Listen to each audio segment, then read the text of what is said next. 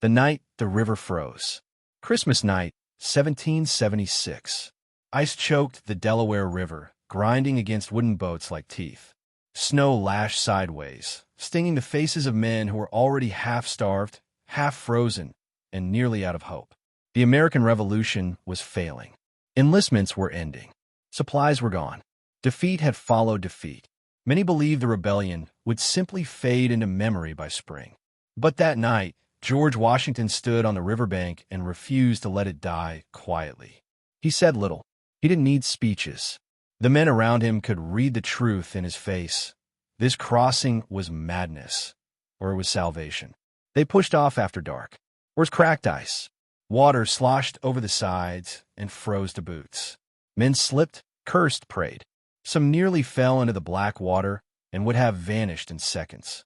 Above them, the wind howled like it wanted to finish what the British had started. Hour by hour, they crossed. By dawn, the army stood shivering on the New Jersey shore, soaked and exhausted, but alive. Washington didn't let them rest. He turned them south toward Trenton, where Hessian troops slept off their Christmas celebrations, certain no army would dare attack in such weather. They were wrong.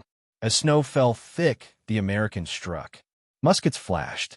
Drums thundered. In less than an hour, the enemy was overwhelmed.